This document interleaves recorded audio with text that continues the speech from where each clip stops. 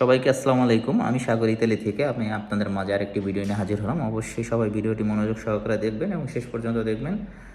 সবাইকে অনুরোধ করা হলো এবং শেয়ার করে দেবেন, হয়তো বা আপনার শেয়ারে কারো উপকার আসতে পারে। সো আমি যে বিষয়ে কথা বলবো অবশ্যই বিষয়টা আমি ক্লিয়ার করে আপনাদেরকে বলবো। তার আগে আমি আপনাদেরকে স্ক্রিনে যে ভিডিওটা দিব, স্ক্রিনের ভিডিওটা আপনারা অবশ্যই শেষ পর্যন্ত দেখবেন, তারপর আমি আপনাদেরকে বলছি।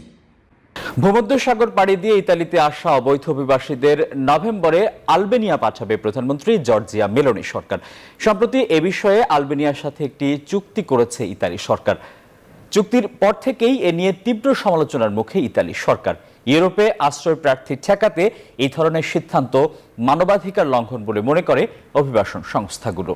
ইতালির রোম থেকে এমডি রিয়াজ হোসেনের রিপোর্ট। ভাগ্য বদলের আশায় জীবনের ঝুঁকি নিয়ে প্রতি বছর ভূমধ্যসাগরে অবৈধভাবে পাড়ি দিচ্ছে হাজারো মানুষ, যাদের গন্তব্য ইতালি। তীরে পৌঁছে আশ্রয় চাওয়া বিদেশিদের মধ্যে শীর্ষ 3-এ আছে মিশর, তিউনিসিয়া ও বাংলাদেশ। চলতি বছরের প্রথম 9 মাসে 11,029 জন বাংলাদেশি সাগরপথে ইতালি পৌঁছেছে। জাতিসংঘের শরণার্থী বিষয়ক সংস্থার সম্প্রতি প্রকাশিত এক প্রতিবেদনে এসব তথ্য তুলে ধরা হয়েছে। এত আশ্রয়প্রার্থীর দল সামলাতে হিমশিম খাওয়া ইতালির জর্জিয়া মেলোনি সরকার কঠোর করছে অভিবাসন নীতি। এর অংশ হিসাবে ইতালি পুলিশের হাতে আটক অবৈধ অভিবাসীদের আলবেনিয়ায় পাঠাতে চায় দেশটির সাথে চুক্তি করছে মেলোনি সরকার।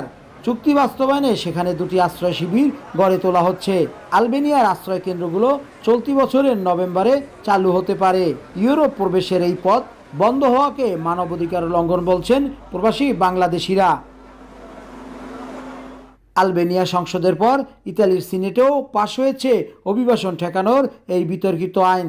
বলা হচ্ছে, ইতালি ও আলবেনিয়া দুই দেশের চুক্তি অনুযায়ী ভূমধ্যসাগর থেকে যেসব অভিবাসীদের ইতালি উদ্ধার করবে কেবল তাদেরই আলবেনিয়ায় পাঠাতে পারবে রোম। মেলোনি সরকার মানবিক হবার অনুরোধ বাঙালি কমিউনিটির। এই চুক্তি দেশের জাতীয় নিরাপত্তার জন্য হুমকি বলে তীব্র সমালোচনা করছে আলবেনিয়া ও ইতালির বিরোধী রাজনৈতিক দলগুলো। অভিবাসী বাংলাদেশি যারা ইতালিতে লিবিয়া হয়ে প্রবেশ করবেন তাদের আর ইতালিতে স্থান হবে না। সো সবাই ভিডিওটা দেখছেন, অবশ্যই বুঝতে পারছেন যে কতটা কঠোর হয়েছে। ইতালি এখন খুবই কঠোর, যে কারণে আমি আপনাদেরকে পুরোপুরি ভিডিওটা সামনে স্ক্রিনে এনে আপনাদেরকে দেখাচ্ছি। বিশেষ করে কারণ হচ্ছে, আমি যতটুকু জানি অবৈধভাবে যারা আসছেন তাদেরকে ঠেকানোর কারণে এটা করা হয়েছে। কারণ আমি মনে করি অবৈধভাবে আসাটা অনেক রিস্ক, সেটা স্বাভাবিক। সো এর কারণে কিন্তু ইতালি সরকার একটি নতুন উদ্যোগ নিয়েছে, সেটা হচ্ছে গত 2-3 বছর যাবৎ কিন্তু আপনার সিজনাল ভিসায় কিন্তু ইতালিতে লোক আসছে।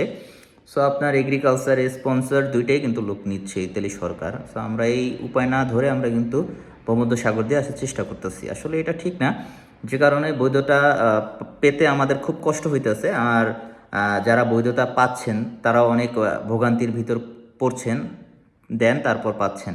কারো 6 মাস, কারো 1 বছর পরে সে কেউ তার পারমিট পাচ্ছে। কিন্তু আসলে ইতালিতে কিন্তু এরকম ছিল না, এখন ইদানিং এরকম হয়ে গেছে। সো এর কারণে কিন্তু আপনারা দেখতেই পাচ্ছেন যে আলবেনিয়া পাঠাই দিলে অবস্থাটা আসলে কেমনই খারাপ হবে আমি মনে করি।